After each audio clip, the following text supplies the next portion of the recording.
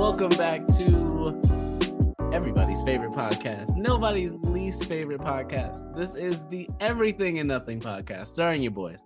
You got me. My name is Mike, and I'm here to give you what you want, what you need, and what you crave. And with me, I got three of my wonderful co-hosts, my great co-hosts. If you take a look at that picture that you see when you listen to this beautiful podcast, in the top right corner, you will see my homie Brandon. Tell him how you doing. Hello. We're in the end game now. I've been talking about this since episode 1. Yeah, almost since episode 1. I listened to the last episode, and that's out right now. And I got to get a little down the memory lane kind of thing. And I was like, damn, I've been talking about this weather for a long ass time. But we finally here. It's May. And at the end of this month, I'm going to be married. And I'm going to be on a cruise. So that's pretty sick. That is pretty sick. This is a good month for me. I'm excited. I'm very excited. It feels surreal. Big parts. I'm going to get to see all these guys in real life. For the first time ever. No, I'm joking. IRL. Yeah. Not for the first time ever. I'm looking forward to it. A lot of big things happening this month, so I'm ready. That's good. I'm excited for you. I'm very excited. I'm excited to see all of y'all too. I'm excited to just kick it and have fun and celebrate Brandon and sometimes make fun of Brandon. It's gonna be great. Indeed. Well, looking back at that picture, look into the bottom left corner this time, the one with the yellow background. You gonna see my homie Jalen. Tell him what's up. Hey, what's up, everybody? This month of May, I think it's gonna be fantastic. I think I'm only working 2 weeks. Oh, dope. This month, because coming this Monday/Tuesday, heading down to Galveston for a cruise, 6-day cruise. I haven't been on vacation since my honeymoon, so it is much needed. And then obviously we got the bachelor party coming up mid-May before Brandon's wedding. So I'm excited about this month, and I'm ready to get to it. Take a look one more time at that picture. This time in the bottom left, right-hand corner. I'm sorry. I'm over here misguiding y'all. Look in the bottom right-hand corner. And you will see is it a green background? I think it's green, yeah. You'll see a green background. And within that green background is what I say is the glue of this podcast. You'll see my homie Kyle. Is that what people say? Is that what you say? That seems. Yeah, that's not what people say. I don't know. That's just what you're saying right now. That feels like a. That's a Brandon thing. I'm Elmer. No, you don't hold us together. Yes, I do. I don't know if I'm going to take credit for that right now. It's cool to hear that everyone's so excited about the month of May. I didn't know what I was going to say about nothing. There's no real big news over here, and so I wanted to say that I have this burlap sack, and if anyone here can guess what's in this burlap sack, you will forever be able to say that you guessed what was in the sack. Okay. Is it weed? Okay. Is that your final guess? Is that your final guess? That's my final guess. Okay. We've got a final guess from Mike. Marbles from Brandon. A lucky coin. A lucky coin. James has a lucky coin. That's a good guess. What do we have? Plastic macaroni. What the fuck? So nobody got it, unfortunately, but we can maybe try again another day. I like that. I like this as a pre-startup bit. What's in the burlap sack? It's almost always going to be plastic macaroni. So why do you have plastic macaroni? Yeah, I guess that's a fair question. In a burlap sack. Yeah. I went to a craft show at Kraft mac and cheese. I know. That was a good one. No, craft arts and crafts. And okay. there was some folks there with tables and art and various things, and one of these tables had this little, it was a plastic bag of plastic macaroni, and it was labeled fidget macaroni, $2. And I was like, you got Venmo? And then they were like, yeah, I got Venmo. And I got that plastic macaroni, and then I had it for like a day or two, and I was like, it was fun to play with in the plastic bag, but I was like, I don't want to take it out of the bag, because if I take it out of the bag, it's going to spill over the place. The bag is it's kind of tight in there. It's a small bag. And so then I was visiting my friend Oprah, and my friend Oprah was like, you want this burlap sack to put your macaroni in? And I was like, at first I was like, no. At first I was like, the plastic bag is good. I don't need the burlap sack. And she was like, no, take the burlap sack. And I took the burlap sack, and then I transferred it from the plastic bag into the burlap sack. And I gotta say, it's a real improvement. And there is actually, if anyone was closest to guessing what was in here, it's actually Brandon, because there is one red flat marble in the Marbles can be bag. flat. I mean, what do you call this? What is this? It's There's that game with the, I can't remember what it's called, with the flat Mancala. Mancala, yeah. Mancala. Yeah, backgammon. Backgammon has like, I don't know what to call those pieces, little circle pieces. So But Kyle, tell me yeah. this. You went to this craft Craft show. show. As someone that used to work at an art installation, Yeah. is that the only thing that caught your eye there? Like, was that the most beautiful piece of artwork they had? No, I don't think it was necessarily the most beautiful piece of artwork that they had. There was a couple like tables where I was like, oh wow, they had like these framed pieces. I was like, how much are these? And they were like, oh, these ones go for like 50 and these ones go for like 35. And like, again, the fidget macaroni was $2. And so that was part of the appeal. I think I spent a total of $8 at the craft show. Because there was good stuff, but I was like, I'm not at a place in my life where I'm ready to drop $50 on a piece of art. But $8 on some fidget macaroni. I got a little button, and I got for $1, I got this little paper zine that was about a dog pilot. That And sounds kind of it was like 4 pages, and it was like only like a sentence or two per page. It was a children's book. Where did I put it? Because now I'm like, I'm gonna, if I find it before the end of the pod, I'll let y'all know, because it might be worth sharing. But that could be my intro for now. My man's really out here like it's macaroni time. Well, me, I wouldn't say it's been a very eventful couple of weeks. It was cool listening back to the first episode again and just seeing like how far we've come, like the things, I wouldn't say necessarily the things we worried about per se, but more so just like what was on our mind then compared to now.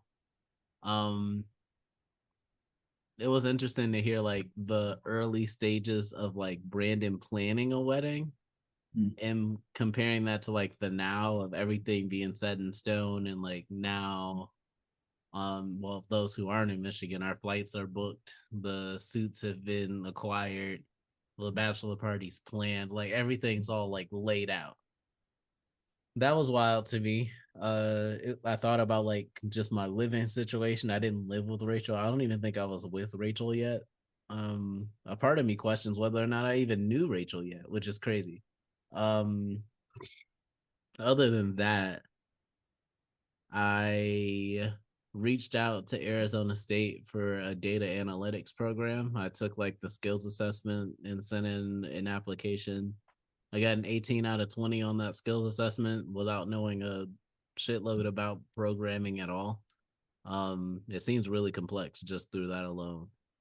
So that's interesting. I'm thinking about actually like going forward with it. It'd be like a part-time program, class 3 days a week. project based instead of lecture based for the classes. So it'd actually be cool to like get hands on learning as I'm going through this. And other than that, me and Rachel tried out a new church, one that'll be close to our new apartment because oh yeah, I don't know if I ever said, but I'm moving next month. No, we didn't know that. Yeah, I didn't know. I meant to mention that the day that we played games, but it just I guess it just slipped. But yeah, we Is found a this new the same place about the chicken spot that is no longer there? chicken spot that's no Or longer maybe it's there. pizza spot. He Oh some no, restaurant you were saying. that's where I live now. Oh, okay. Um Gotcha. the day we moved in, I found out that Marco's Pizza closed permanently, and it was supposed to be like right across the street from this apartment. I haven't had Marco's since I moved from Lansing. I didn't even know it was here until I found this apartment. So I'm still sad about that. But no, we're moving to another place about like maybe 10 minutes from here, not too far. The apartment's gonna be much smaller because we're doing a 1 bedroom layout. We're gonna have to sell a lot of shit. I'm not looking forward to all the work that's gonna go into getting ready to move, but I'm excited about the place. The gym is huge. That was the biggest selling point for me. The gym is huge and it's free. Uh, so yeah, new apartment, new church. The new church was really cool. Biggest church I'd ever been to, but I wouldn't go as far as to label it a mega church.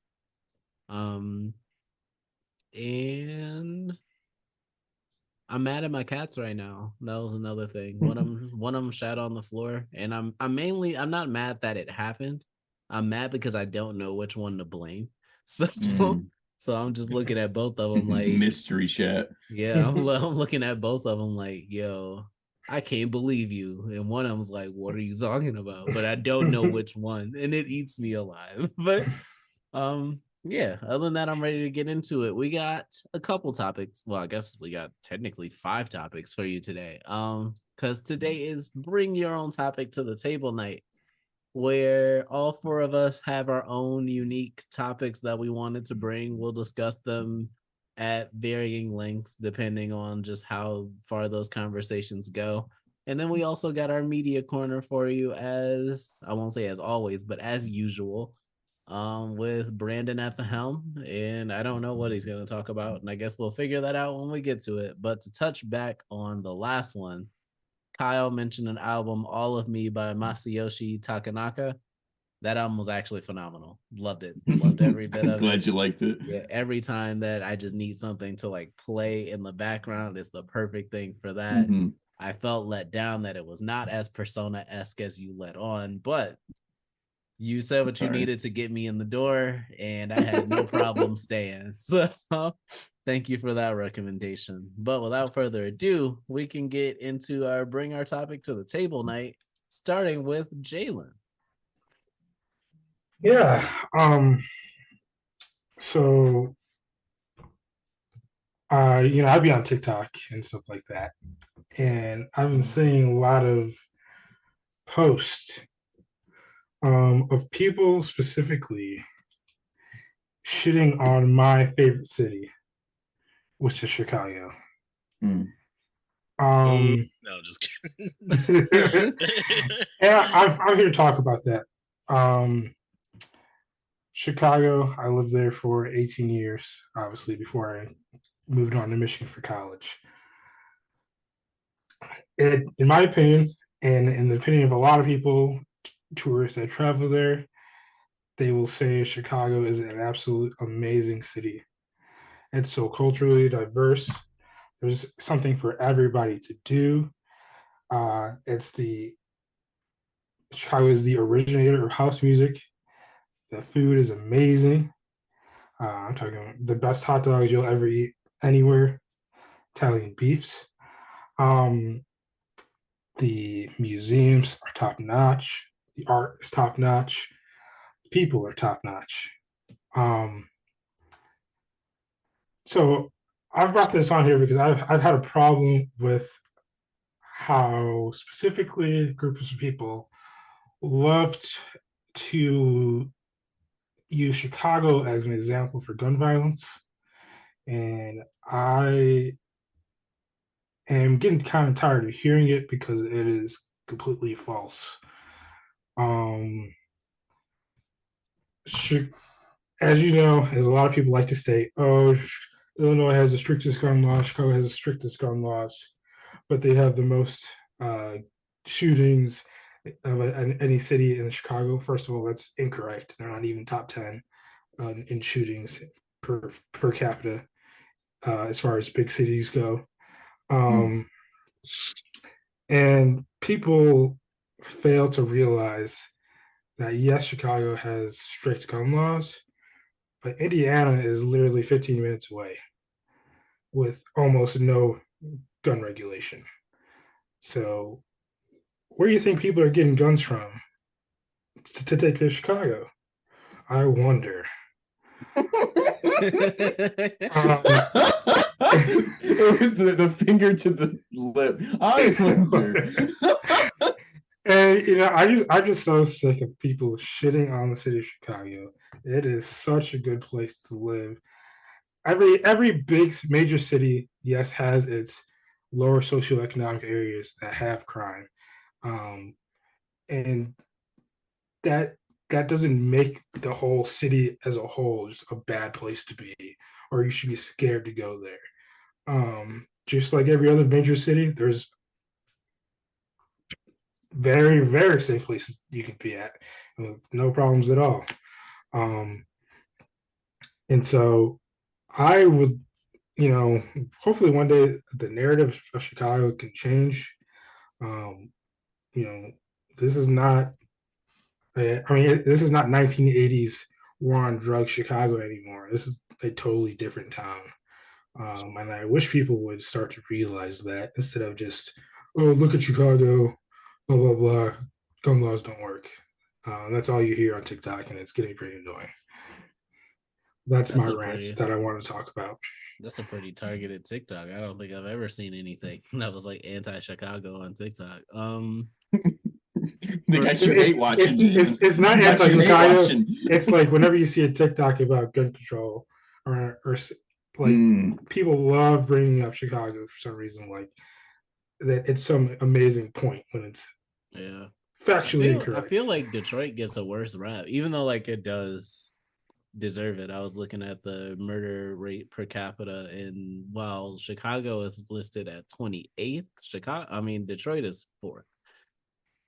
But yeah, I can understand like the gripe that you have.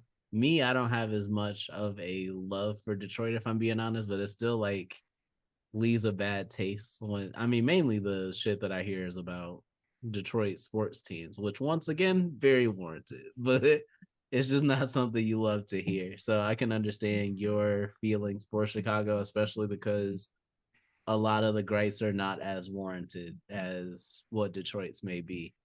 Me personally, I don't love Chicago. I have family there. I spent a lot of time there as a kid. I've only been there a couple times as an adult, and it wasn't necessarily to explore a shitload of the city. But I didn't love it. It's a concrete jungle. I don't love concrete jungles. It's just a bunch of buildings. The weather there's the same as Michigan, and well, it's not the same. It's colder, and you do get a bit more sun, but I feel like on those cloudy days in Chicago, life just feels really bleak. I don't like it. Why do you say that? Yeah. I just like how Jalen came on here and was like, I hate how people keep shitting on Chicago. And then Mike's like, I understand where you're coming from, but it's really bleak. No, it is kind of bleak. We're like being surrounded by a bunch of buildings, no nature, and a cloudy sky. It's just not my vibe. See, that's where you're false. You can say that about New York.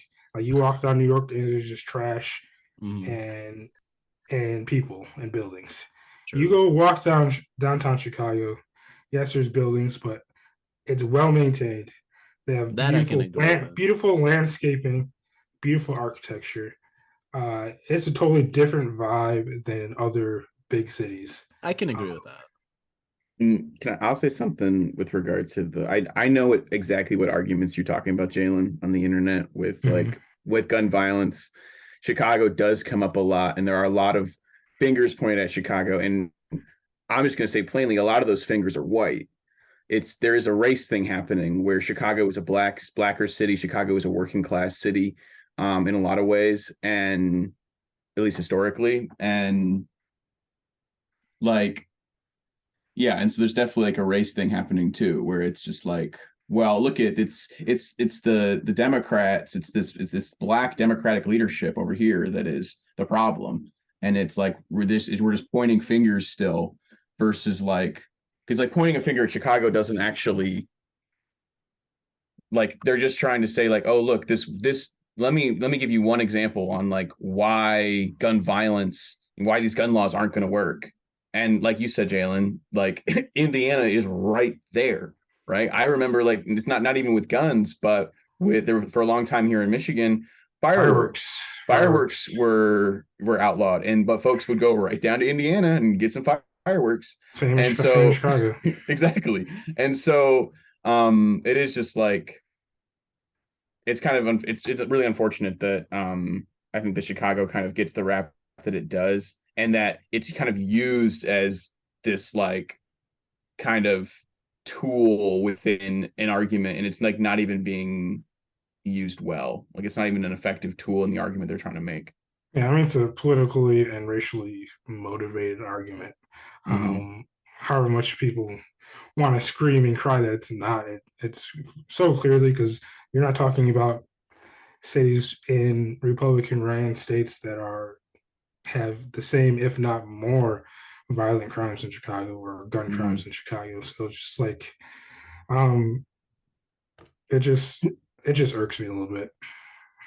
I can understand it.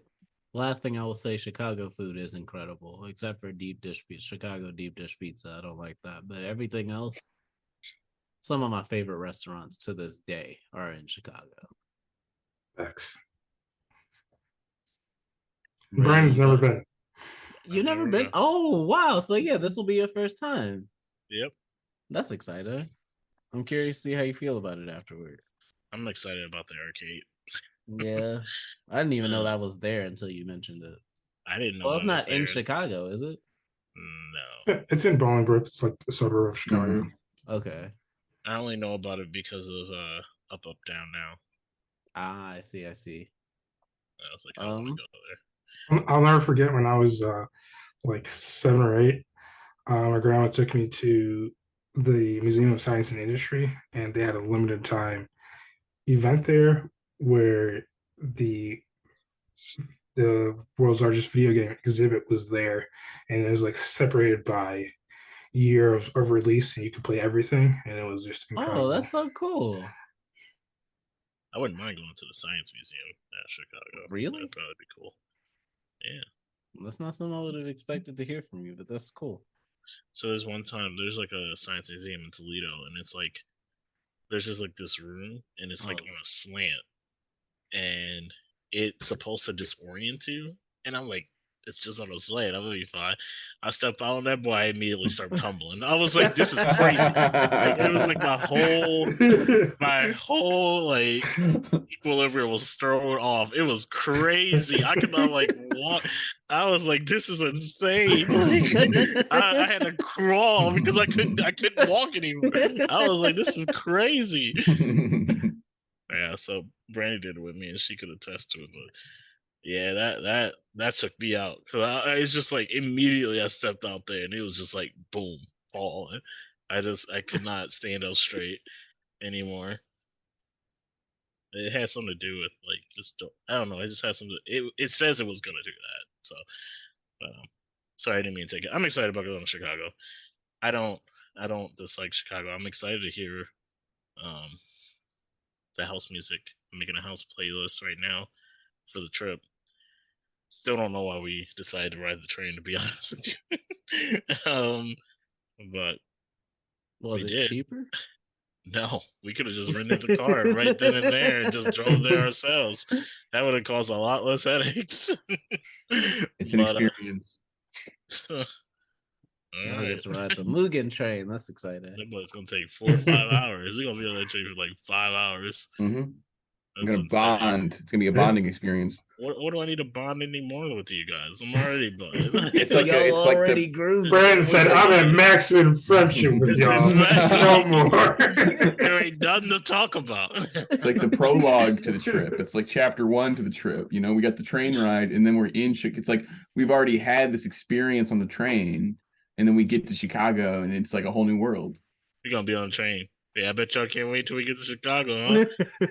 Like, only 4 more hours. 1 hour in, Brandon's gonna be passed out. For real. We gotta go kind of early to get there, so we might be. But yeah, I'm excited about it. I mean, I'm excited to see what's going on there. And I don't even dislike the Chicago Bears. I don't dislike them. I don't like them. I'm just like the Lions either. Yeah. As long as until you guys get really good for some reason, then For some reason. change. For some reason. We didn't talk about the draft, so We didn't. we can leave that up for another day. That should be my topic. I didn't watch the drive. I didn't watch the drive, but I heard that the Lions' first pick was a questionable one. So I am curious to know how it all turned out. It was very questionable, but it's starting to even out a bit. We let Brad Holmes cook, and now I'm starting to see the results. I'm like, okay. I saw this man's highlight reel. I was like, man, I mean, got jets strapped to his legs. The draft is over now, right? It is. Yeah, it's over. Okay. Now we only got 5 months to wait. Yeah, until yep, about 5 September. 5 months. Makes me football season sad. starts. I want football season to be here so bad. NBA ain't even over, and I want it to restart. But going from that, let's go into Kyle's topic for the day. Yeah, so my topic is sort of a self-help question for the three of you from me. I've been kind of helping you? You're helping me. Oh, okay. And I am at a point in my life where I really am taking a hard look at my relationship with marijuana. And I've been something I've talked about for a long time, and that I am now taking a hard look at. And something that's come up in sort of the initial intentions that I've set around marijuana is this sort of this internal cop, this internal police officer that is sort of judgmental and kind of punitive in a way, and sort of shameful in a way. And I guess my question is like, for y'all would be like, what would like, because like where I guess I'm trying to draw a distinction between self-policing and self-discipline, and what is like a healthy relation, a healthy level of self-discipline. What does that look like, and like when does it become like policing, or is your experience completely different? And when you hear this, I guess what do you think? And so I'm just kind of gonna throw that out there. I'll go first because I feel like I probably have the strongest relationship with weed of the three of us. Before getting into that, just the topic of weed itself. For me, I always picture myself like, especially like in college, I was the main one. Like, yeah, I don't see why I wouldn't smoke, and the only thing I can see stopping me is like having a kid. Because once I have a kid, I'm gonna want to actually like put my mind on something, like my whole mind onto something, and at that point, we won't necessarily be conducive to that. But I realized over the past few months, I just haven't really smoked like that. The last time I smoked weed was probably like 2 weeks ago, and that was just like hitting a friend of mine's pen. I bought an eighth for my birthday. That was back in November. I still have that.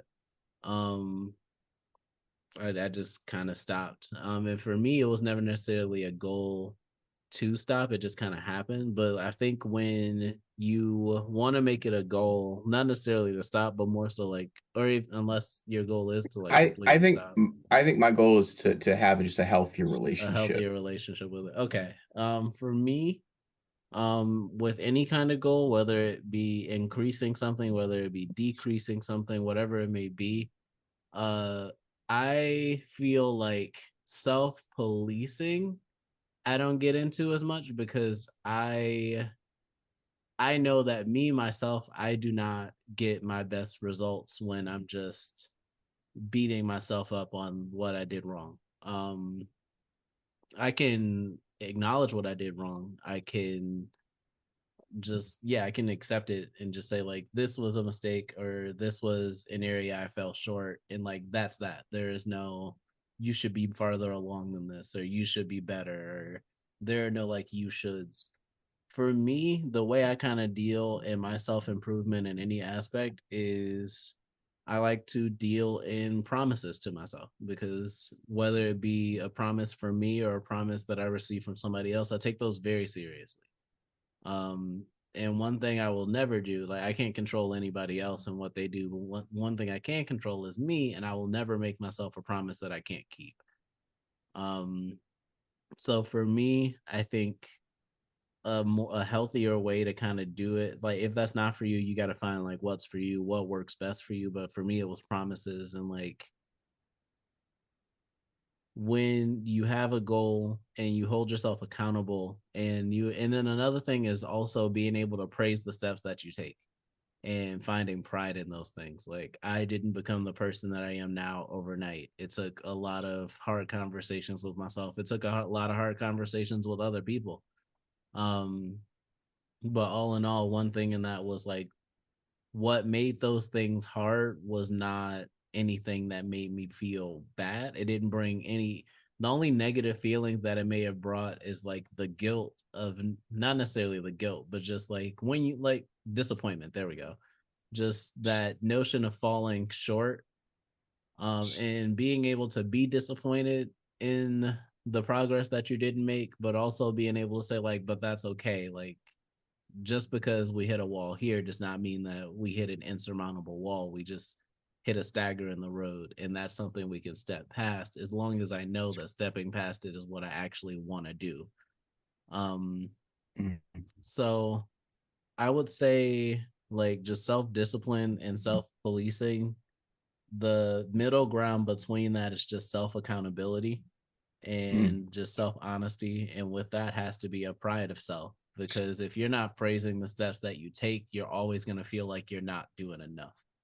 Um, so I think like in terms of like just your use with weed, define what a healthy relationship means to you objectively. Like if you want to talk to somebody anybody about having a healthier relationship and whether or not they see what that healthy relationship is in you, you need to have an objective definition of that anybody you talk to will understand this is exactly what you're looking for. So I would say define what that is, whether that be the amount you're willing to buy in a month or the amount of that you're willing to consume within a week.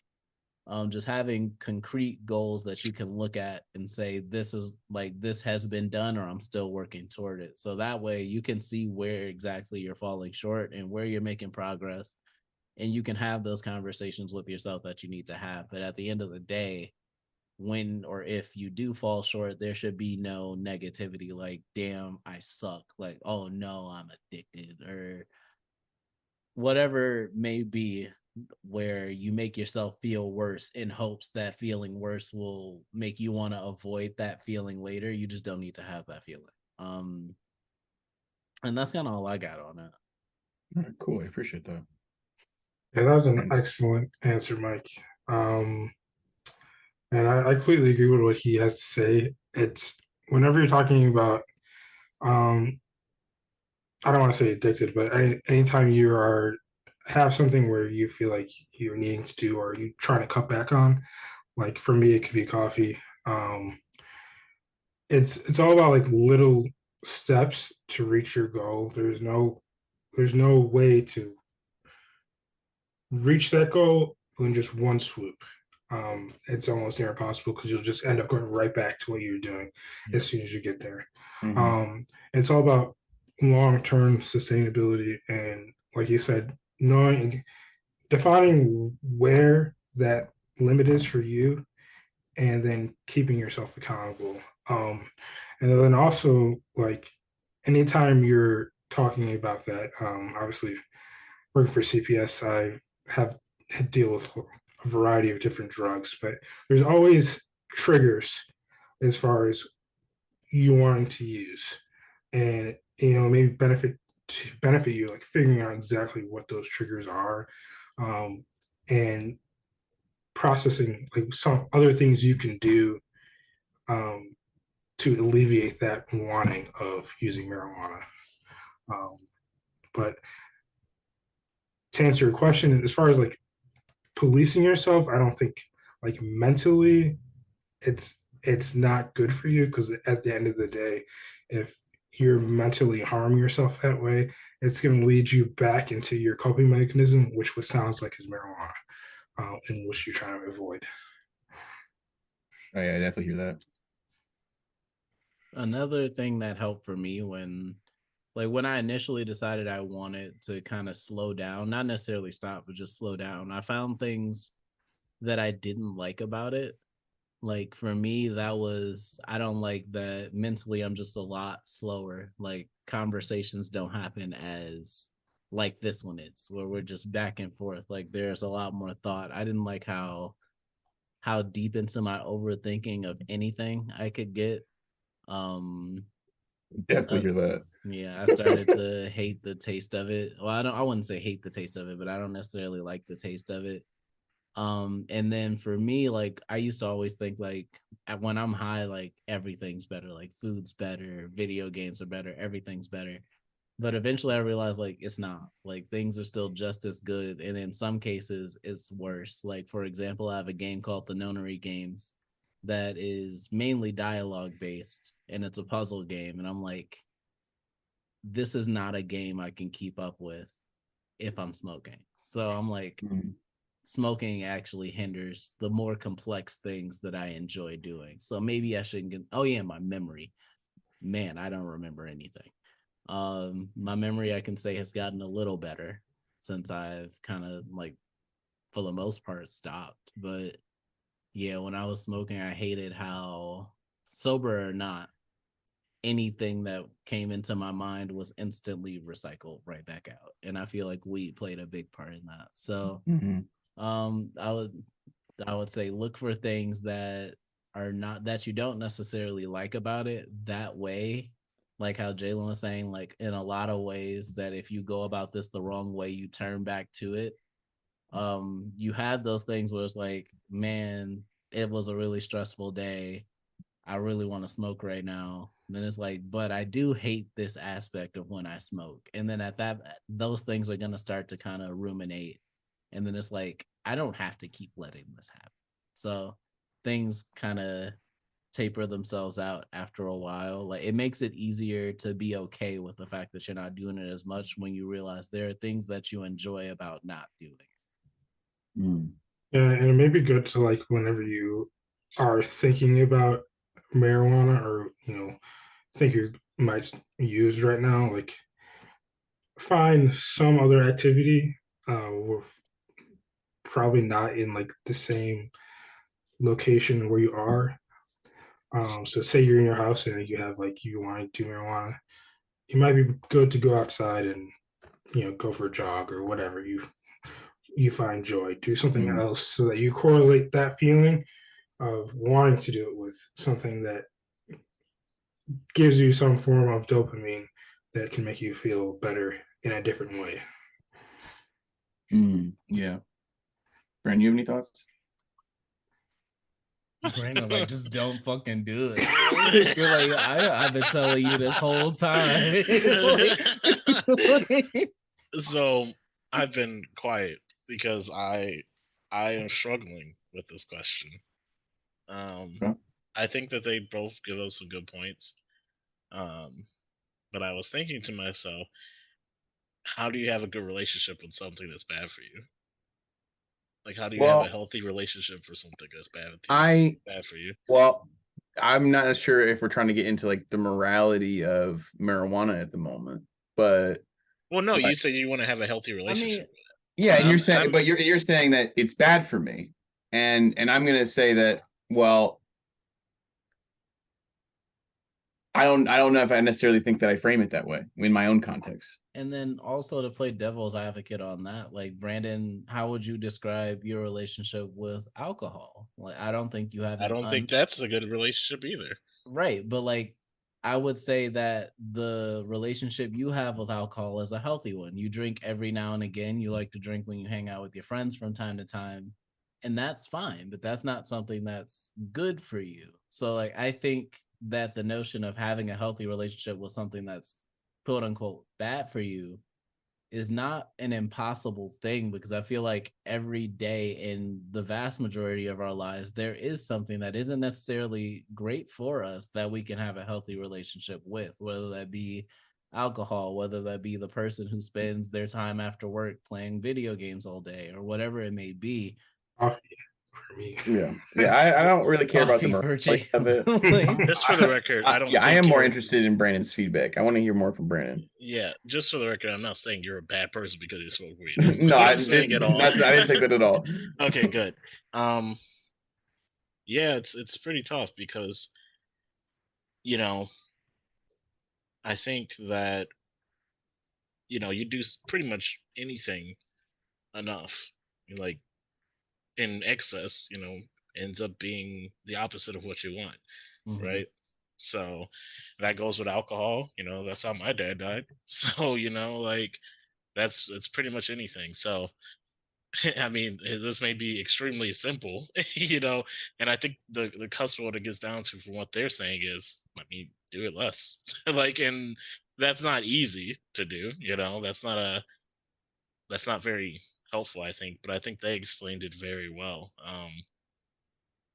I hold what they were saying very important is being able to focus on what you're doing, being at, I guess, your maximum as much as you can, because I feel like the world puts us in such a hard place as it is that you don't want anything to slow you down from achieving what you want. And that goes for anything.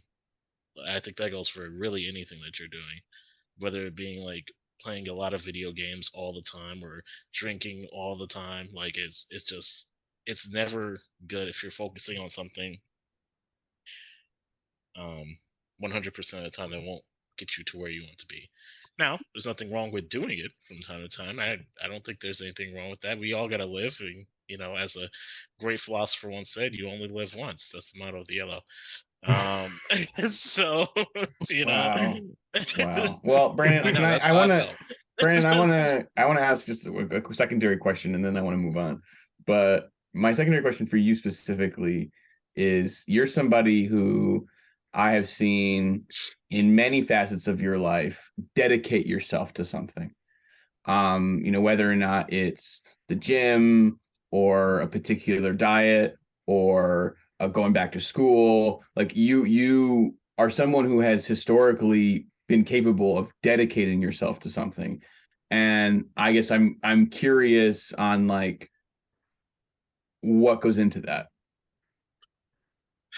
It's in funny you brief. said it. That's a good question. That's a good question.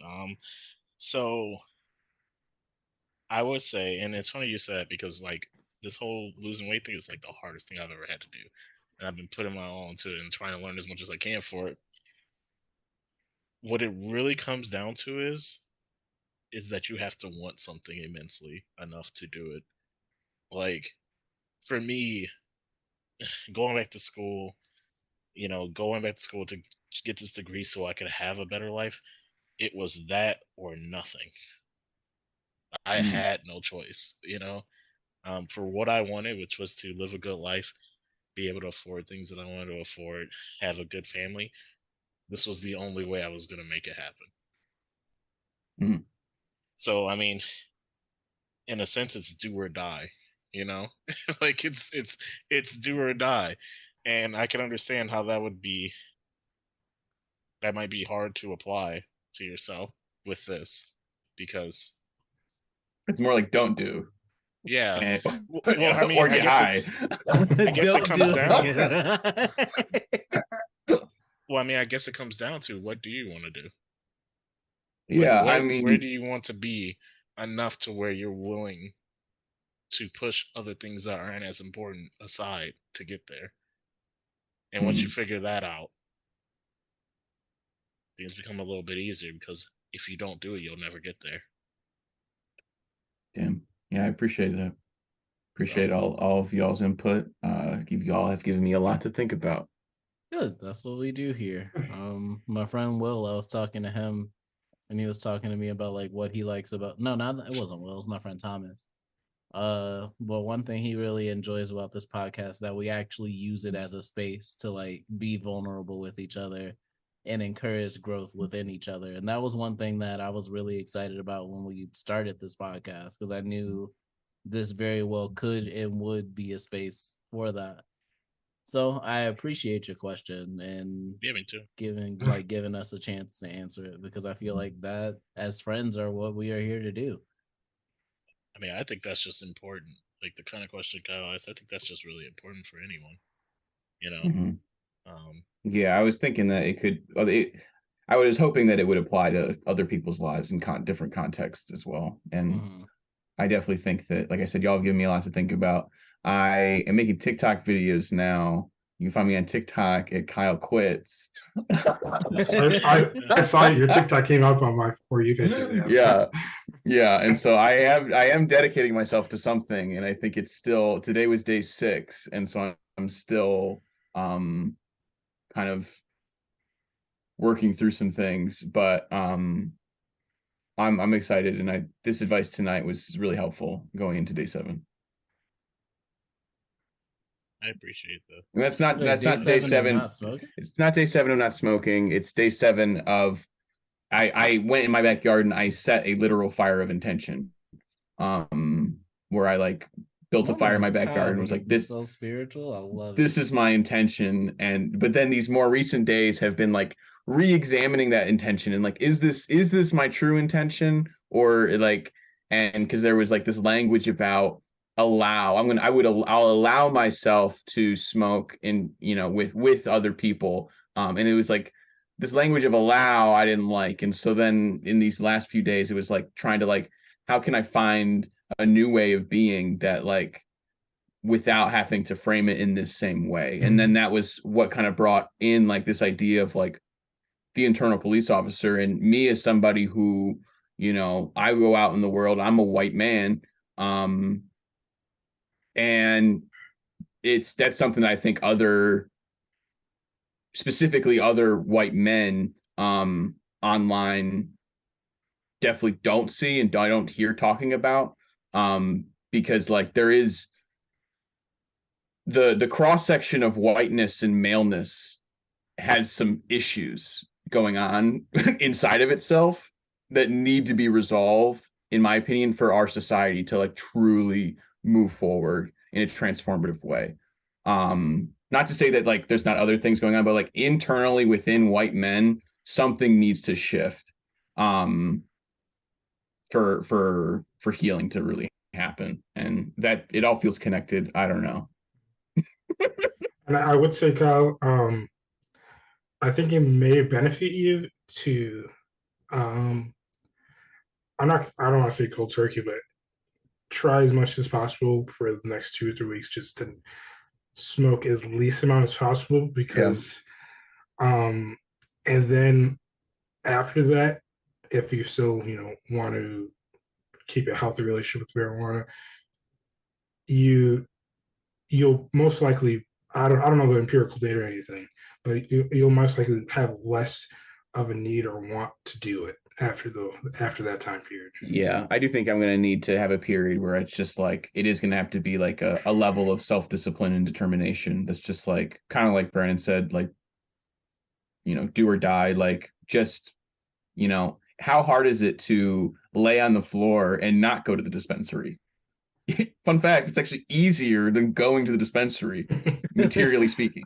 And so like trying to come at it from that angle, and I'll probably I think it's one of those things where I find that when I stop smoking and I'm like, I'm done smoking, what happens is like I start doing things and other than smoking, and then I get overwhelmed by all the different things to do. And then I end up like I organized my attic and it looks like a sociopath organized it because it's like it's too organized. And I'm like, I gotta like rummage this up a little bit to like make this look like a normal fucking attic.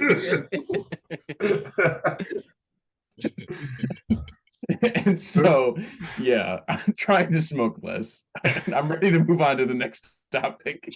All right, let's move on to the next topic then, which is Brandon's. Yeah. So I thought of this today.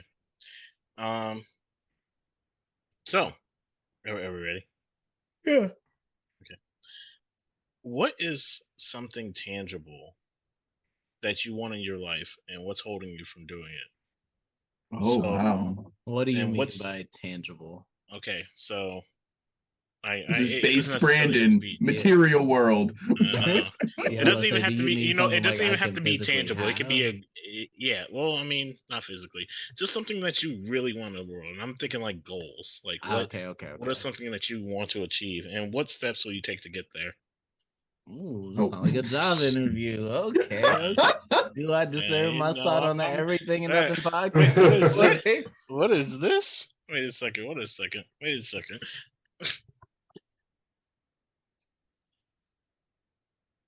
I'm out here coming up with some great topics. I must be in my bag. Did you just leave? You just got You up, left walk to get a across the bag. room to get a plastic bag. I did. Just to say that. I did. Just to say And you'll that. just have to live with it. I'm editing. I kind of Should have been a burlap sack. I'm in my burlap sack. Okay, Oh, no, but serious man. time. Sorry, I didn't mean to change the topic, the mood there. But yeah, I'm thinking like, so what's something like you want to achieve, that you want for your life, and like what's holding you from doing it, and then how can we get you to take those steps to get there? You sound like a financial advisor. Yeah. Wait. Actually, I'm gonna start. Okay, All you right. can start. It's kind of So- weird for you to ask and then answer your own question first, but Oh, okay. you know. It might be to model what a Yeah. good answer looks like. He's going to Okay. include all the different parts, not only the goal he wishes to attain, but the steps How that he he's was gonna going to get there. take to Okay. get there. Thank like you, it. Kyle. Thank you, Kyle. You know, we on the same wavelength. We like this. Y'all both in your burlap sacks.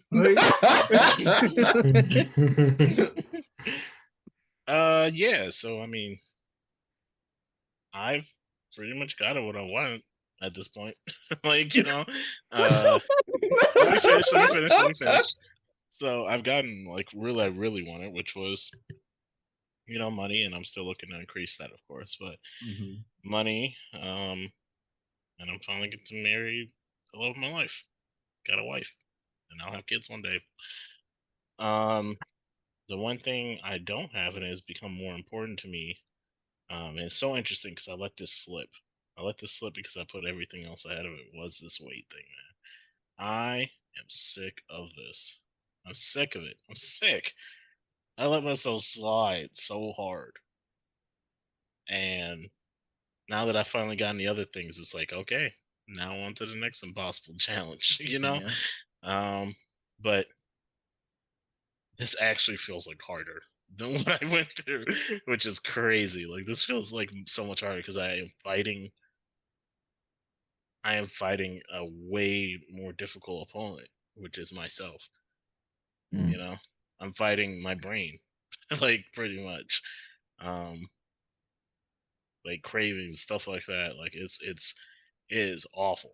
Like it's almost like it's a different person for a second, and then you realize right after that you've made a mistake, and you don't know how you. Yeah, I don't know how you made that mistake, knowing it. It's like the other person takes over. Like it's insane.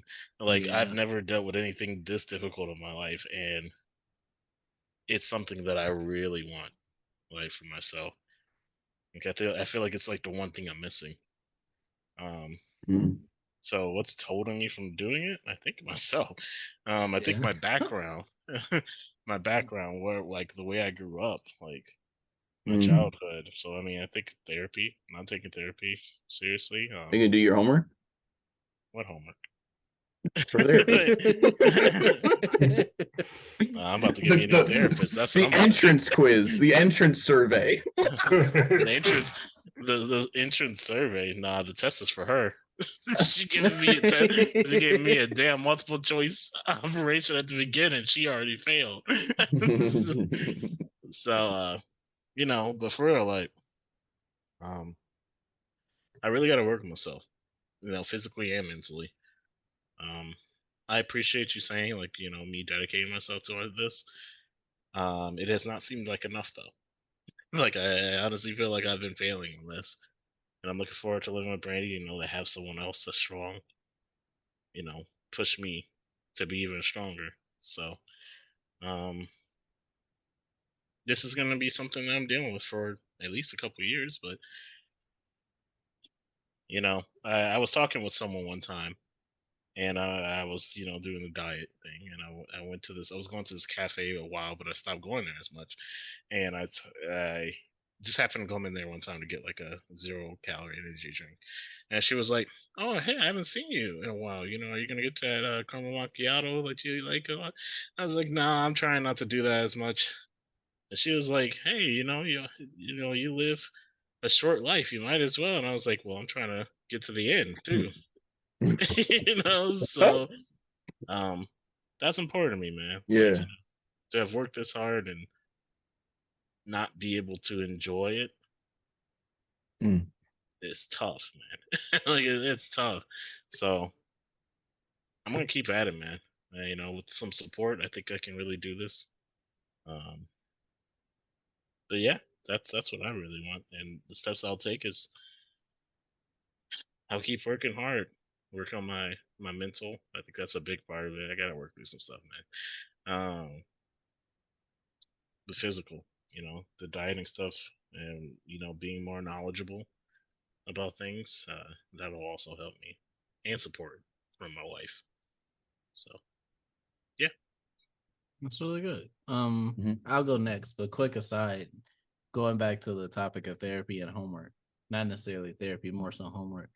When I had to take the skills assessment for Arizona State, they like sent it to me through emails, like, yo, you'll need about like an hour to do it. You just gotta like finish the exam and send it in. Literally from the moment it started, I was like, "Yo, Brandon was on to something with this homework thing." I was like, "This is bullshit." I was like, "Why can't I just apply?" See, that's what I'm saying, man. I ain't getting paid for this shit. Like, It's like, yeah, which one of these is like a non a Mm. non-descriptive coding language? I'm like, bro, I gotta research now. I'm like, oh no. I'm like, I'm gonna do it because I started and I think that this is something that'll be healthy to my life, but I hate this. Look, I hate every second of this. But speaking fuck to homework. that of it, fuck homework. Wow. Fuck homework. My man, It took my get it took man. it took getting homework to realize I'm really on Brandon's side with he was things. like, you making you bullshitting, Brady. You going over the Now, top, dude. now He got don't some get homework now put in don't front get of now him. He don't was get like, me wrong. A self-assessment for therapy, I don't see in that same light. Those are two different things look, in my eyes. I'm just saying, there's other therapists that ain't gonna put me on a damn Who Wants to No, Be a you're Millionaire. odds are odds are a good therapist will have you do that self-assessment to know whether or not therapy with you is worth it, because what they specialize in could be a complete waste of your time, and they won't know that if you don't tell them about you. So I do get that. But to touch on what I said just about it being something that's good for me in the long term, that gets into my long term goal that I want to achieve, and that is living internationally. That's something I've always wanted to do.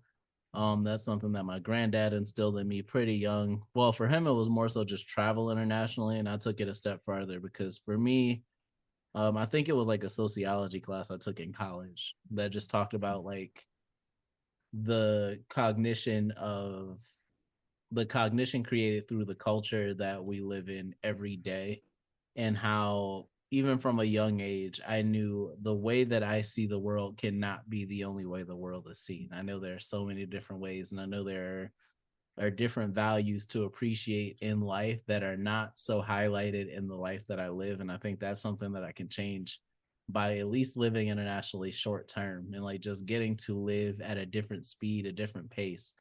Um, a good example of that is the show Master of None, when the main character Such a went to good live show. in such a great show. Great show.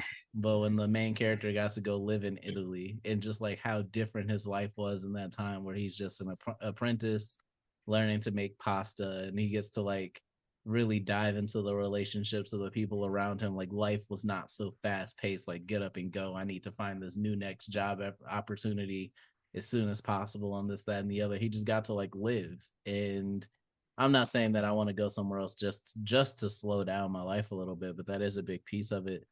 um I just want to experience the world from a different view, kind of just to expand my worldview, because ultimately what I like saying, similar to you, a lot of things, Brandon, that I have, or yeah, that I wanted, I already have. And even those things I'm cultivating to more. Like Rachel's my girlfriend right now. Within the next couple of years, I want her to be my wife, and I know that with full certainty. um and she's a person that I want to have kids with. And one thing I've always wanted when I have kids is to be to them what my granddad was to me, except a little closer, where I have so much of the world that I've taken in that I can give to you sooner than I was able to receive it, because Lord knows what you can do, like what you can do with the foundation that I had to build to. It took me into my 20s to feel like I'm truly realizing and cultivating my potential.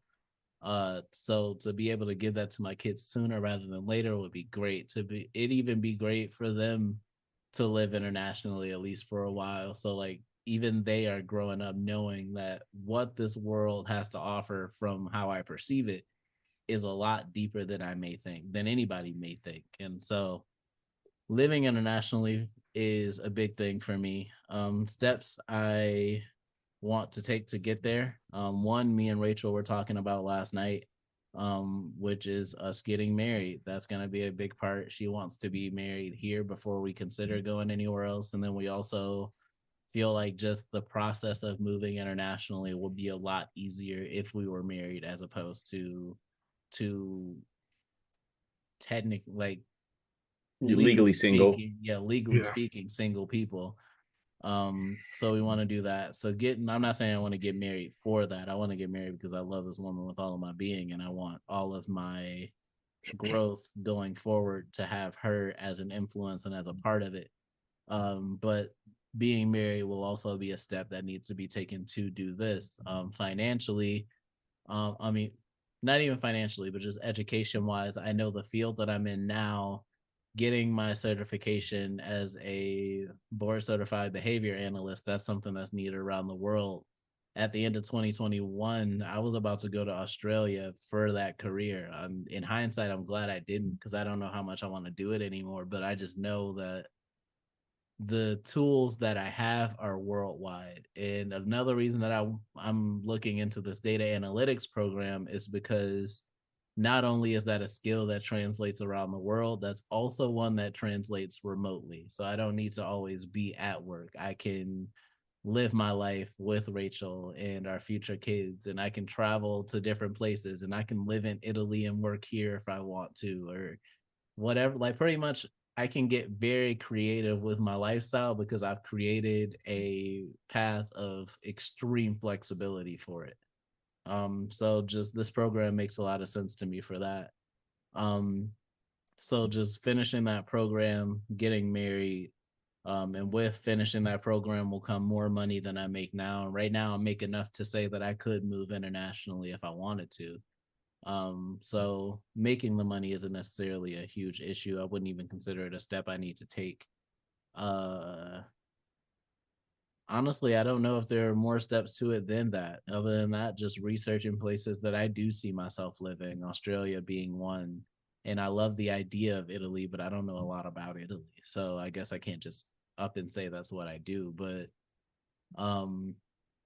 so yeah, just researching more as to where I want to live, realize another lifelong dream of mine, and marry the woman that I love more than any. Um, finish this data analytics program so that I can have more flexible skills that I can use anywhere in the world.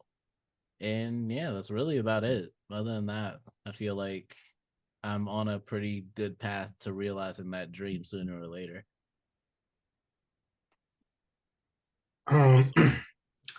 For me, I've talked about on the podcast before. For me, is to go get my master's degree. Um, I've already decided that it's going to be in cybersecurity, um, and I've already started taking those steps towards that. That includes learning how to code in Python, and the next step is just going to be me starting to apply. I'm trying to get a little bit further into learning it before I do. But my immediate goal is to start applying before my birthday, 30th birthday. Mm. And then obviously my long-term goal is to get that master's degree and get into the field of cybersecurity, because that is where I see my future and is like the first career path that like generally excites me, and not only of like being, like Mike said, flexible, but pay wise and it just checks all the boxes for me. And so that is why that's my long-term goals and how I'm going to get there. Um, and to touch back on what Mike said about finding a job where you can work remotely wherever. I I Bailey's talked with me about somebody that she knows that does do that, where they work marketing and they just travel around the world. They'll be in Europe, UK one week, and then a month later they're in Indonesia or wherever they are, and they just work remotely uh, and do that. And I think that's like an awesome life to live, the way you can experience all those different cultures. Definitely something to attain for. So yeah. But yeah, that's right now. That is my short term and my long term goals. All right. Yeah. For me, I mean, I feel like part of mine is kind of what we already talked about earlier on the same episode. Is I think I want to find a new way of being, one where I think I want to one where I speak my mind more, one where I guess like almost like lead with love more. But in terms of like tangible things, um, one thing that I have on an Excel sheet is I would like $10,000 in my bank account. Shit, me too. And Stop there. I mean but we got to start somewhere. True. And I don't think that's going to happen working pizza delivery, frankly. I do need to find a way in my life to, I think, make enough money that money is less of a concern for me. I think in terms of like the steps I take to get there, I think it is going to start with just doing what I want and finding what I actually like doing. And I know some of those things already, right? I really enjoyed knocking doors last summer, and getting paid to do that. And I would do that again in a heartbeat if someone was going to pay me to do it. But if I supported the candidate or the cause. But in terms of like how do I achieve that? I've been, I'm not really sure if jobs exist on Indeed. I mean, the Cottage Inn job did. But I think I need to I guess think a little bit harder about what it is that I want out of life, because even this question is like, what do I want? I smoke less weed. We got that down for sure. Like, and I think that's kind of where I'm at. I think that's where I'm gonna have to start. And how I'm gonna get there is I think that the TikTok videos are a tool, where it has sort of like making one video a day has sort of taken, it's like this little small chunk of my day that I'm doing something that genuinely does feel like it's for myself. Like, yes, I'm sharing with other people, but because of the way that I'm editing it, I'm sort of, clipping in clips from previous days on whatever day that I'm on. And so there is like almost like a conversation, feels like there's a conversation happening with myself a little bit. And it feels like even on day 6, like I'm working through things and moving in a direction. And I think at this point, I'm just going to continue to take those one a day steps in that department and see where it leads me. Okay, I like that. Yeah. One step at a time. As long as Mhm. you're going, like I tell Rachel this all the time, as long as you're moving in a direction and not staying stagnant, you're figuring something out.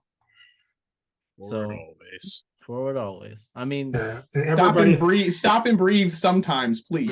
yeah. I was just about to say that. Like it is important to stop and smell the flowers sometimes, but as long as you're moving in a general direction, whether that be positive or negative, either way, there will be feedback to let you know whether or not what you're doing is right or wrong and can guide you toward where you want to be. But standing still and just hoping that the ground is an escalator won't get you anywhere. And everybody has their own path that they take in life, um, to get where they're meant to be. So, if you're not where you are today, don't just get discouraged because you're not making as much money as somebody else or whatever the case may be. Everybody's got their own path. You just have to trust the process. Right. Big facts. I have the final topic for the evening before we get into the media corner. Mine is about relationships. So as I told y'all before we started the pod, I fell in love with and binged the entire 4th season of Love is Blind. It was honestly it was really interesting, just the social experiment that it was. Like, is love blind or can it be? And there was one couple that stood out to me closer to the end. It was, what were their names? It was Chelsea and Kwame. One big struggle that they had going into their wedding was Chelsea didn't feel like Kwame was sure because he didn't upfront have the approval from his mom. So she was asking him, like, yo, if you never get it, would you still marry me? And I know that can be a big thing in relationships where the opinion of other people whose opinions like matter to you can play a part in how you go forward in your relationship. Like, it doesn't even necessarily have to be a romantic one, but just like it could even be friends. Like, if your mom feels like you're friends with like a shitty person, like, yo, this person isn't good for your life, that could impact like how you view that friendship and what you get from it. So I am curious of a couple things. One, has there ever been an instance in which the opinions of others has affected a relationship that you've been in? And two, well, let's just ask that first question first because I feel like these can get pretty loaded. So has there been a relationship in your life where the opinion of somebody who mattered to you has had an effect on that relationship? I'll say yeah. Yeah, most definitely. Is that something y'all are willing to like go into at all, or? I mean, I guess I want to hear what the other questions are. I mean, I want to hear like this answer. I get it was a yes or no question. That is true. I guess it was a yes or no question. I It's like, expected can more of you a elaborate? I expected more of a discussion there. But I guess the next part of that is, well, I guess yeah, it kind of goes into that question. Since that was a yes, I can go forward. But like, what was affected? Like, what changed? And why was it that that opinion was strong enough to change it? I feel like it's about the relationships and bonds that already exist, right? Like, if, I mean, using the example, I feel like you said something about, did you say something about someone's mom? Yeah, I was talking about Love is Blind. Kwame is he's from Ghana. He was raised in Ghana until he was 8. Then he moved to the States. And when he told his mom that he was going to marry this woman, she initially was very disapproving of it because it wasn't a Ghanaian. Is it Ghanaian?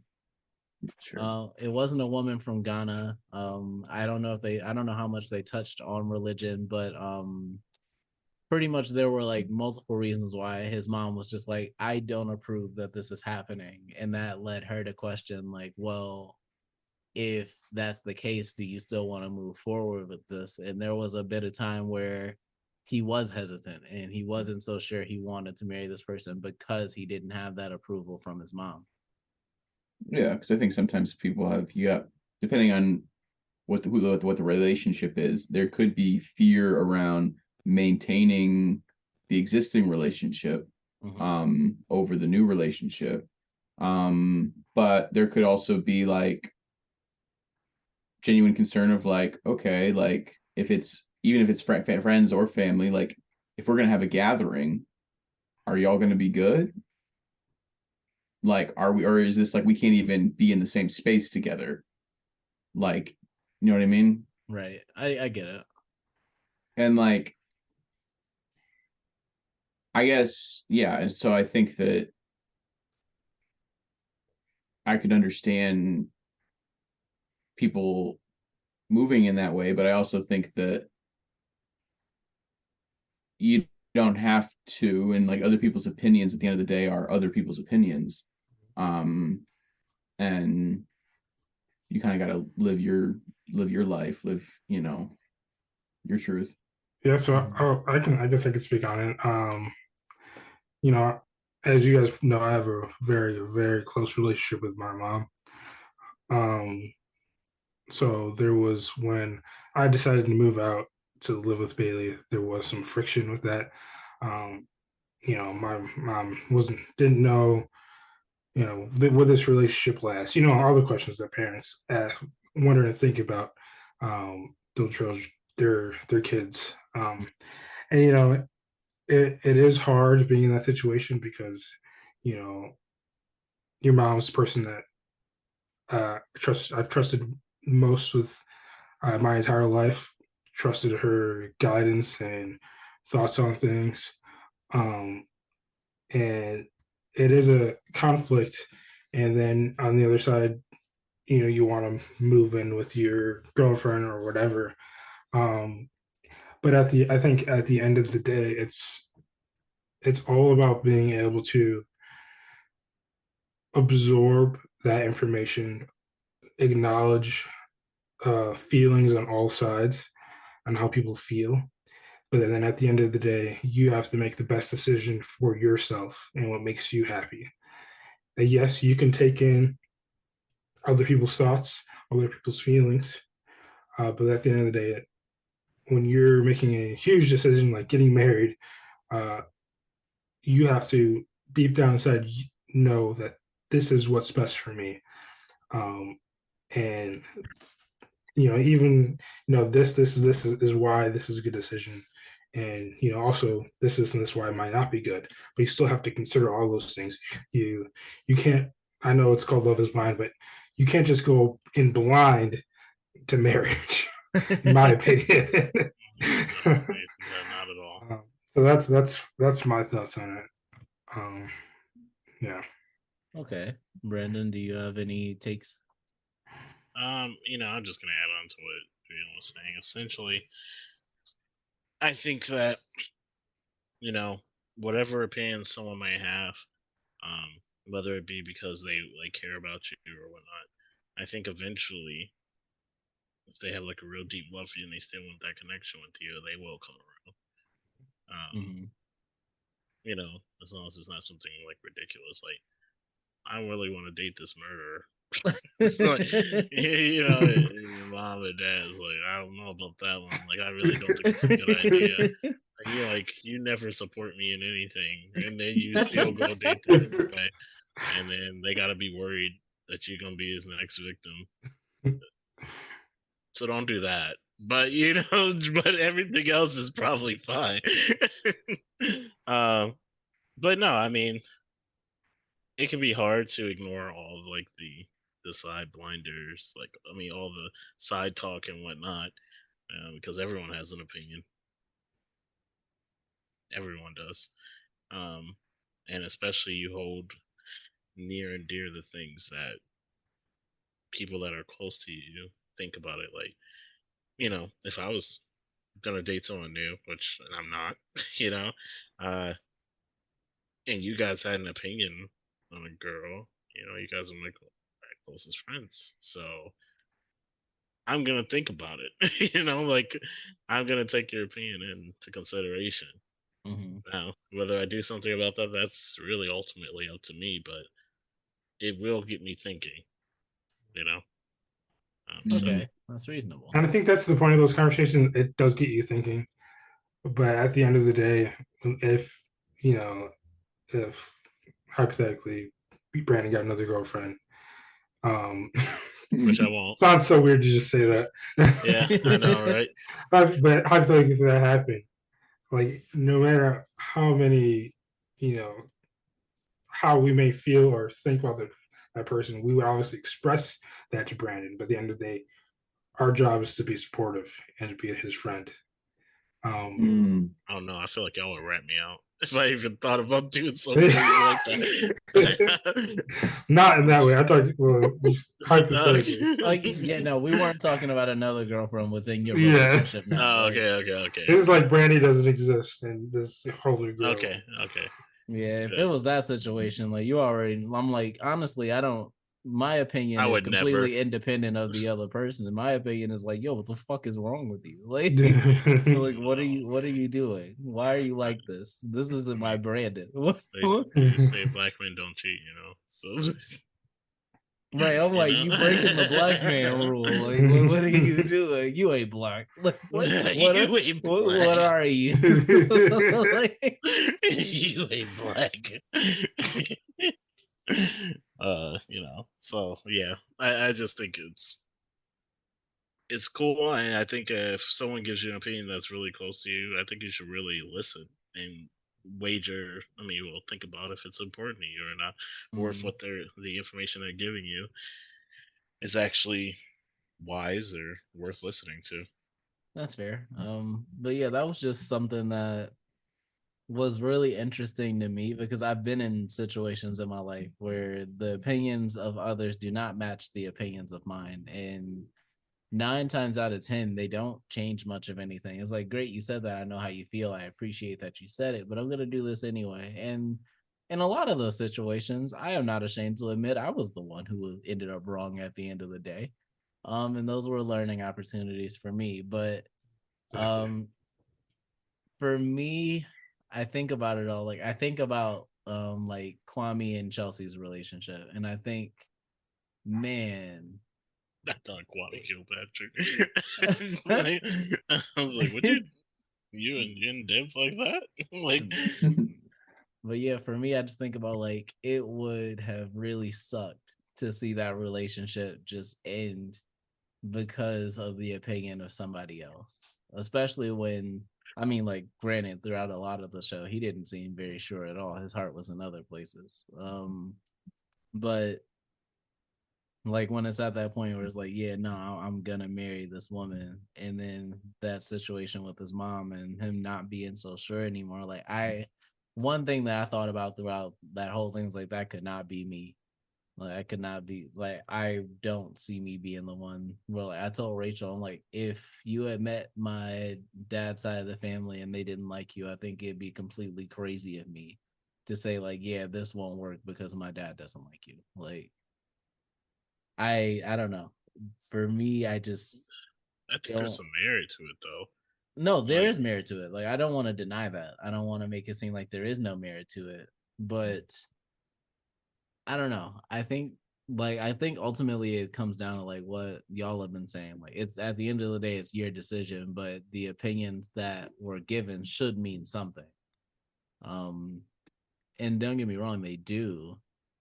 But like also like Kyle was saying, like if I like get y'all in the same room, is it just gonna be like hostility or what? Like I think those are all factors to be at play. And then ultimately, I love how y'all all just touched on this topic because I think y'all hit every point that I would agree with. Like there's that, but there's also like the opinions that matter to you are from people who, if they give you their opinions and you decide to go against said opinions, they're still there for you. Like they're still the same people they were prior to those things.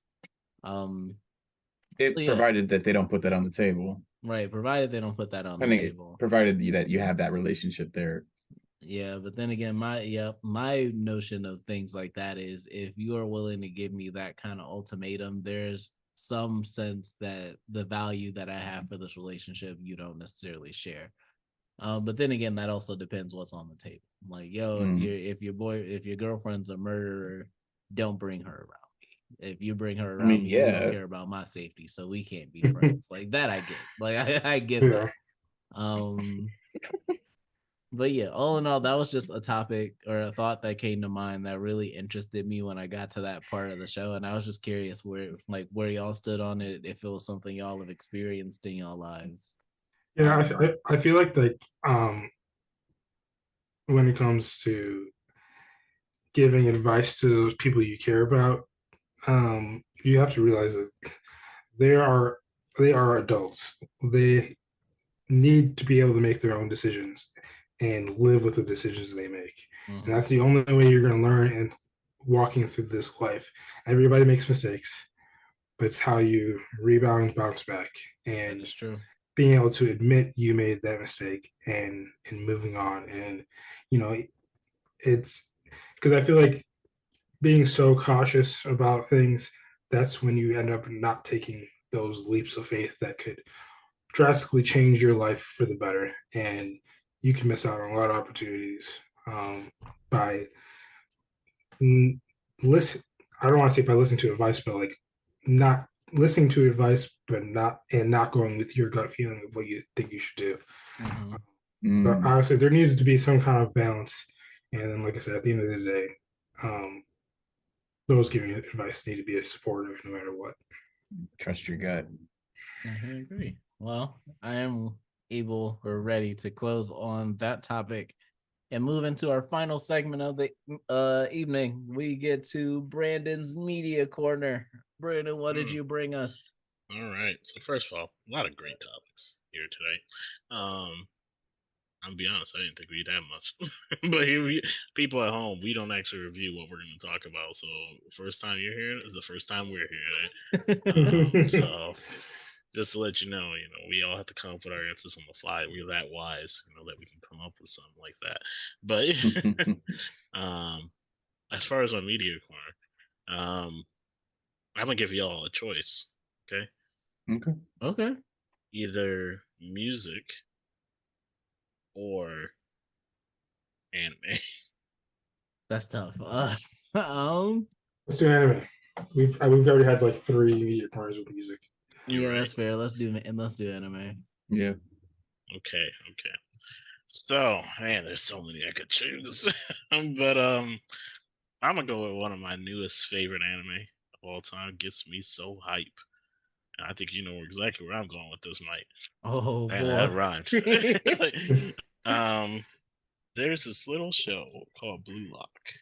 that shit is Mm, fantastic. Okay, so you've gotten farther. We're gonna talk about this a little bit. Okay, I'll give you a little synopsis.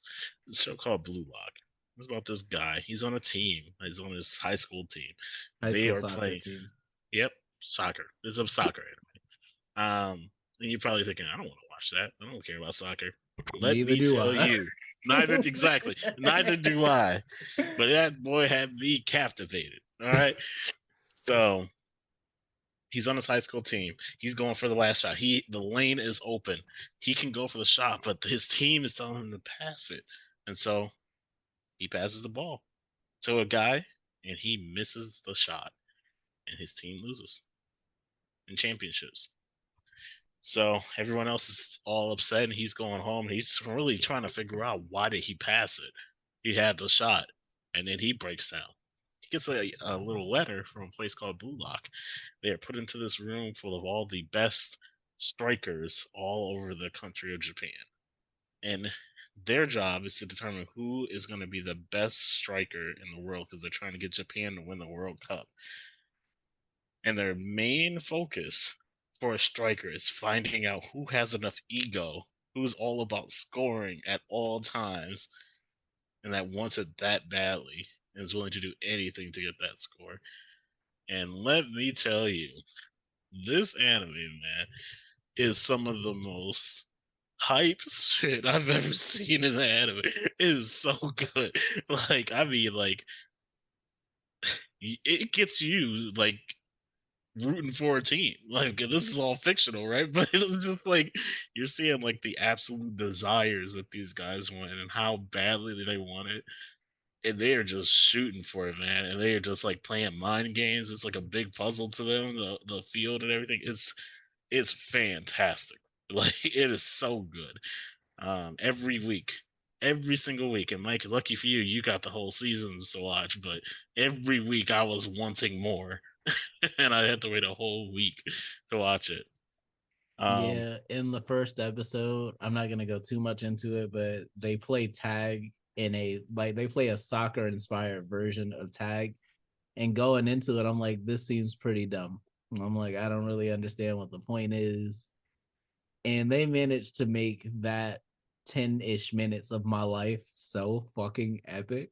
Like, it was, yeah, I think one thing Brandon hit on the head is like, you really, really get into it just from seeing how much these various people within Blue Lock want it. Like, and that's the whole point. Like, they were saying, like, at the intro, like, you need to be the biggest egoist here. Like, every forward in soccer that you know that is world famous, whether that be Pele or Messi or whoever, they were all the biggest egoists. Their only goal was to get as many goals as possible. They want to win, and they want it to be because of them. And if you can't be that, you cannot be the best striker here. And so, like, you get to see, especially as it goes on and the list of people narrows down, those are people that really, really, really want it. It's like, I want to be the absolute best. And one of the best parts about this anime is watching self-improvement happen on the fly. Yes. Watching all these people like improve themselves, build themselves up from the bottom, and then build themselves back up to adapt to certain things. It's motivational. It's intense. It's epic. It is just, man. I can't. It's honestly the best sports anime I've ever watched. I can give it the mark of potential to be that for me. I already like it better. I already like it better than Kuroko's basketball, and I loved Kuroko's basketball. Damn, what's next? It's Haiku. Haiku. Yeah, Haiku is really good too. I didn't expect an anime about volleyball to be really good, but it was. And here I am with soccer, a sport I care about even less, and it's phenomenal. Like, so what we thinking, guys? Do we and where can I watch this anime? I know it's on Crunchyroll, but I don't know where else. I think you can watch it on Hulu. I know it's not on Netflix, unfortunately. Not yet. I looked at Crunchyroll. I was like, I wonder how much this costs. And it said $14.99. I was like, no thanks. You can get it for free. Can't you get it like for free with ads? Can you? Yeah. Actually, yeah, I think so. And then, that like I said, you can use my login because I think I can share it like with whoever. Oh, send me the login. Yep. I was actually about to download it this weekend, and then I saw the price. I was like, maybe not. I didn't know. It's 15. I'm ready to go hold you, but I'm gonna keep paying that 15 because I enjoy my anime without ads. Yeah, it's pretty phenomenal. I love it. Like, I was gonna talk about Demon Slayer, but 3/4 of the pod I've managed to get to watch it already, so I think I succeeded there. I actually looked at Crunchyroll because I wanted to watch Demon Slayer because nowhere else yet. Oh, Sword. So the Sword this is the new episode. So it's after you sent that text, and I was like, Damn, But I want to see it. yeah. Damn, I want to see what's going to happen next. I gotta get through this entertainment district. Ooh, you are in for a treat, my Yeah, friend. you are. Like, you are in for a treat. That had me feeling like Toonami days. Like, I was like, bro, this is how it felt when I saw Goku turn Super Saiyan for the first time. Oh man. No, but you are in for a treat, definitely. I'm looking forward to it. But All right, wait, about, Kyle. oh, there's more. What? Did I convince you? Did I intrigue you at all? I've never led you astray with anime. You have not led me astray. You definitely intrigued me. Whether or not that turns into action remains to be seen. You ain't doing it. All right. I can tell. I can tell. Remains to be seen. No, it's in the headlights. We see it. It's not. This is a remains to be seen. Falls into that same boat as debatable. You know, if I say I like Demon Slayer, you know it must be good because I don't watch a lot of anime. Dude, I got Brandy to watch the whole thing, and she loved it. That shit was Rachel insanely also good. Demon Slayer. I'm telling you, man. You ever want some anime recommendation? You know who to come to. All right, I ain't missing yet. Yeah, I mean it's the media corner. Yeah, so I hear you making that recommendation. Yeah. It's I like, hear you. I understand what you're saying. You're standing on top of the soapbox and you're going, I'm on top of the soapbox. You know why I'm on top of the soapbox? Because I'm on top of the soapbox. My turn. Have I ever led you astray on top of the soapbox? Under this pile of Dove soap? No, he is not. All right, I'm done. All right, but cool. Watch Blue Lock. Watch Blue Lock, definitely. It's fantastic. But with that, we are going to get into the wrap up of this episode. Does anybody have any closing statements? Let us know what you thought about this episode. You know, leave us a review on Apple Music, Apple Podcasts, or Spotify if you can leave reviews. I guess I don't know. Yeah, we've been doing this for about 2 years. 2 years almost. Mm-hmm. Yeah, you gotta have an opinion by now. Right. You gotta have an opinion by now. Anybody else got closing statements? Tonight. No closing statements from Kyle. No, just if you want us to talk about any topics, just email us and Mike will give you the information. I guess I shall, because I'm apparently the only one who knows it. For me, my closing statement is I hope that from the conversations we had today that can inspire something within you. I hope there's a lesson you could have taken away, whether that be from Kyle's question, Brandon's, Jalen's, or mine.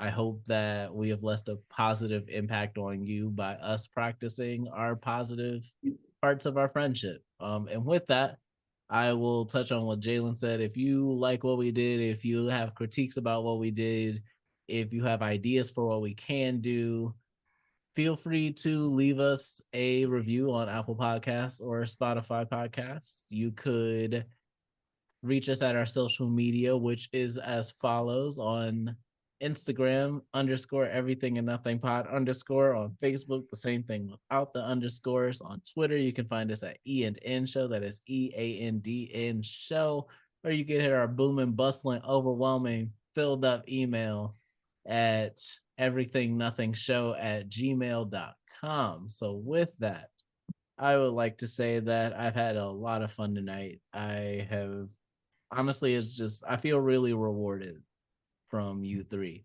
just as friends. It's really cool to hear from like friends of mine at work who are just now listening to the podcast. It was like, man, you can just tell y'all are great friends. Y'all have like amazing chemistry. Y'all are funny.